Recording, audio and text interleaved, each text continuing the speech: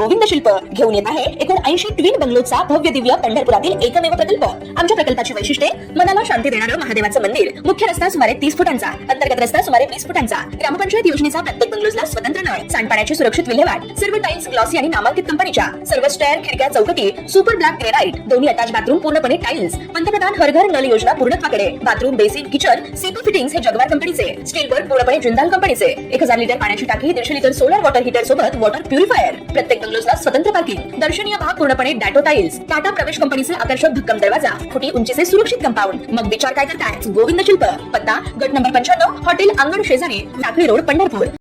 ताज्या घडामोडी पाहण्यासाठी आमच्या YouTube चॅनलवरील PVR म्हणजेच पंढरी वार्ता या न्यूजला सबस्क्राइब करा आणि शेजारील बेल आयकॉनवर क्लिक करा। श्रावण महिना आणि रक्षाबंधनाच्या निमित्ताने लाडक्या बहिणींना भेटण्याचे, त्यांच्याशी हितगुज करण्याच्या हेतूने पंढरपूर मंगळवेढा मतदारसंघाचे आमदार समाधान आवताडे यांच्या वतीने पंढरपूर शहर आणि ग्रामीण भागातील महिलांसाठी हळदी कुंकू रक्षाबंधन स्नेहभोजन कार्यक्रमाचे आयोजन करण्यात आले असून रविवार दिनांक 1 सप्टेंबर रोजी लक्ष्मी टाकळी आणि कासेगाव येथे रक्षाबंधन सोहळ्याचे आयोजन करण्यात आले होते।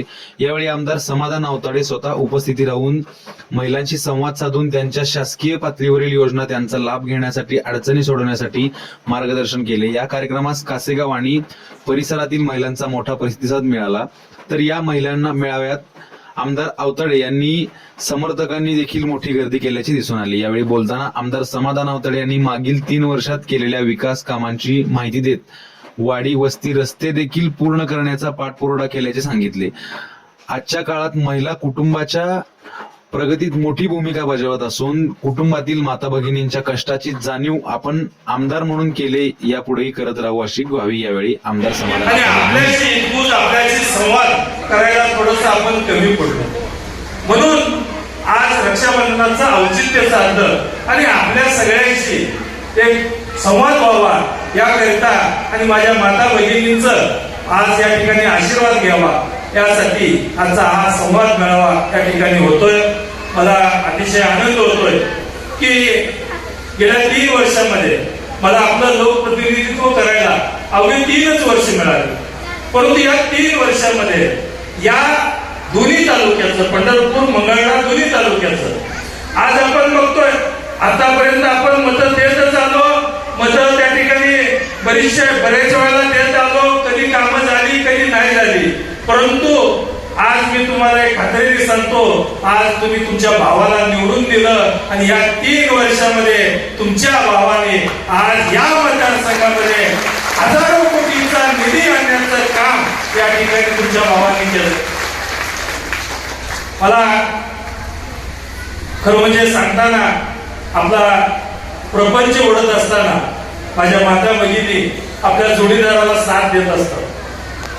बऱ्याचशा माझ्या माता बहिणींचा व्यवसाय शेतीच असणार आहे, तर या शेतीमध्ये काम करत असताना आपल्या कुटुंबाच्या जोडीदाराला त्या ठिकाणी आपण साथ देतोय आणि शेती हा व्यवसाय हा आपण करतोय, परंतु हा शेती हा व्यवसाय कायमच परवडतोय असं नाही। कधी दुग्ध व्यवसाय करतोय, कोंबड्या पाळतोय, कुटुंब चालवायला आपण सगळ्यात मोठा वाटा हा माझ्या माता भगिनींचा आहे। कारण शेतामध्ये काय जरी झालं, गुराचं दूध असेल, कोंबड्याची अंडी असतील, तर यामध्ये सुद्धा काटकसरीने संसार करण्याचं काम माझ्या बहिणी, माझ्या माता करतात। मला सांगावं असं वाटतं की एवढा मोठा निधी येत असताना मला खात्री आहे या मतदारसंघातला असा कुठला रस्ता राहिला नाही की त्या रस्त्याला कुठला निधी पडला नाही। आता या 2 वर्षाच्या कालावधीमध्ये या ठिकाणी हजारो कोटींच्या रस्त्याची कामं केली, बरेचसे रस्ते गेल्या कित्येक वर्षापासून, आता अध्यक्षांनी भाषण एवढ्या कोटींनी केलं, त्यांच्यातले रस्ते कित्येक वर्ष प्रलंबित होते, गेले 30-40 वर्षे त्या ठिकाणी प्रलंबित होते। महाराजपूर सारख्या गावात स्वातंत्र्य मिळाल्यापासून ज्या वस्ती आहेत त्या वस्त्या नुसतं पुढारी त्या रस्त्या त्या वाटेला झाले आसवाडीला, परंतु त्या वाडी वस्तीवर 8 कोटी रुपये देऊन त्या ठिकाणी डांबरी करण्याचं सुद्धा काम या ठिकाणी आपण केलं। मला सांगावं वाटतं की एवढ्या सगळ्या प्रापंचातनं आज या ठिकाणी आज आपण या माझ्या माता भगिनी या संसाराचा गाडा ओढण्यामध्ये आपलाच सिंहाचा वाटा आहे. कुटुंब प्रमुख आपला जोडीदार हा संसार करतोय, पण संसार करत असताना जी माझी भाची या ज्या आहेत ही जी मुलं आहेत या मुलांना आपण शिक्षण कारण आपल्याला मिळालं नाही म्हणून आपण लेकरांची सगळे हौस करतोय. त्याला चांगल्या शाळेत शिकलं पाहिजे, चांगलं कॉलेज झालं पाहिजे, चांगली कपडे आणली पाहिजे. मला बसायला गाडी जरी नसती बापाला वाटलं तर माझ्या पोराला गाडी दिली पाहिजे हा हट्ट माझी माता भगिनी त्या ठिकाणी करत असते. कारण आम्हाला मिळालं नाही, माझ्या पोराला माझ्या पुरीला मिळालं पाहिजे एवढा हट्ट आपण करत असतो. आणि एवढा हट्ट करत असताना त्या ठिकाणी त्याला आपण चांगलं शिक्षण करतो, इंजिनियर करतो, डॉक्टर करतो, वकील करतो किंवा एखादा चांगल्या पद्धतीचा ITI चा कोर्स करतो, चांगलं शिक्षण देतो. आणि ते शिक्षण दिल्यानंतर या ठिकाणी आपण त्याला नोकरीच्या आणि उद्योगाच्या निमित्तानं परत पुणे किंवा मुंबई सारख्या शहरामध्ये त्याला जावं लागतं. आणि या ठिकाणी आज हातावरच्या घोडाप्रमाणे सांभाळलेल्या पोराला सुद्धा या ठिकाणी आपल्याला त्या ठिकाणी पुण्या मुंबईच्या शहराकडे पाठवावं लागतं. की आपल्या कुटुंबातल्या एकाही सदस्याची इच्छा नसती की माझं पोरग माझं पोरगी त्या ठिकाणी शहरात जावावं, त्या ठिकाणी नोकरी उद्योग करावा आणि आमची ताटातूट व्हावी, त्याला नोकरी लागावी, त्याचा उद्योग वाढावा, पण आमच्या डोळ्यासमोर व्हावा. या प्रत्येक कुटुंबातल्या माझ्या माता बहिणीची, माझ्या पालकांची, माझ्या बापांची या ठिकाणी इच्छा असते. मी अशाच कुटुंबात गेलोय. आम्ही दोघं दादा त्या ठिकाणी भावंड दोघंही इंजिनियर झालो. पण इंजिनियर झाल्यानंतर माझ्या आईच्या आणि अण्णांच्या पुढे सुद्धा असाच प्रश्न होता, नोकरी करणार का व्यवसाय करणार. पण ह्या भूमिकेतलो तर आम्ही कॉलेजला बाहेर गेल्यानंतर आई सुद्धा आमची त्या ठिकाणी तासनतास रडायची आणि त्या ठिकाणी आम्हालाही करमायचं नाही. आम्ही आठवड्याला परत त्या ठिकाणी यायचं आणि परत वडिलांनी त्या ठिकाणी माघारी पाठवायचं. हे असं कायम चालू असायचं. कारण या मुलाला या ठिकाणी आज आपण बघतोय मंगळवेढा पंढरपूर दोन्ही तालुक्यातून, पण मंगळवेढा तालुक्यातलं शेवटचं पडवळवाडी हुंदूर गाव आहे. त्या गावातनं बस त्या ठिकाणी येते, त्या गावातनं ट्रॅव्हल्स येते, तिथनं मंगळवेढ्यापर्यंत येसतोर त्या ठिकाणी 20-22 ट्रॅव्हल्स पुणे मुंबईला जातात आणि तिथून पुढं पंढरपूर पर्यंत येतो 40-50 ट्रॅव्हल्स तिथनं या ठिकाणी रोज ट्रॅव्हल्स 50 आणि त्या 20-22 आणि प्लस बसेस एसट्या ह्या वेगळ्या.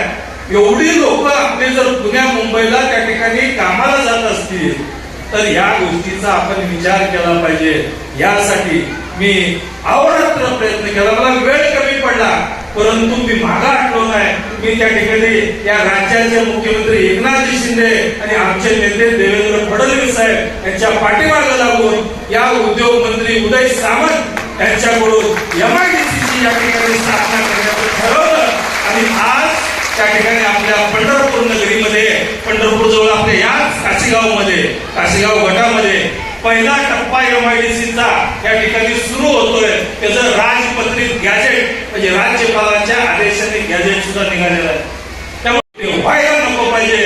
यासाठी इथं MIDC करून टाटा अंबानी यांच्यासारख्या मोठ्या उद्योगपतीला आपण साकडं घालू आणि त्यांचा उद्योग या ठिकाणी आपल्या MIDC मध्ये आणून या पंढरपूरमधील पंढरपूर शहर असेल किंवा तालुका असेल किंवा आसपासचे तालुके असतील या सर्व युवकांना या ठिकाणी हाताला काम देण्याचं आणि त्या युवकांना उद्योजक बनवण्याचं काम येणाऱ्या काही दिवसांमध्ये आपल्याला करायचं आहे. महिला या राज्याचे उपमुख्यमंत्री देवेंद्र फडणवीस साहेब आणि या राज्याचे उपमुख्यमंत्री अजितदादा यांच्या सुद्धा तुम्ही लाडक्या बहीण आहात. त्यामुळं कुठलीही काळजी करायचं कारण नाही. आणि मी आपल्याला आवर्जून या निमित्तानं सांगू इच्छितो ही योजना जाहीर होताना आपल्या सगळ्यांच्या आशीर्वादानं मी आपल्या भागाचं लोकप्रतिनिधित्व करत असताना त्या ठिकाणी या मुंबईमध्ये अधिवेशन चालू होतं त्यावेळेला त्या तालिकेवर अध्यक्ष होण्याचं काम या ठिकाणी मला बघावं लागलं आणि माझ्या अध्यक्षतेखाली या योजनेची घोषणा माननीय अजितदादा यांनी या ठिकाणी केली. आज एवढंच या निमित्तानं आपल्याला सांगतो. आणि ह्या प्रवास आज एवढ्या आपण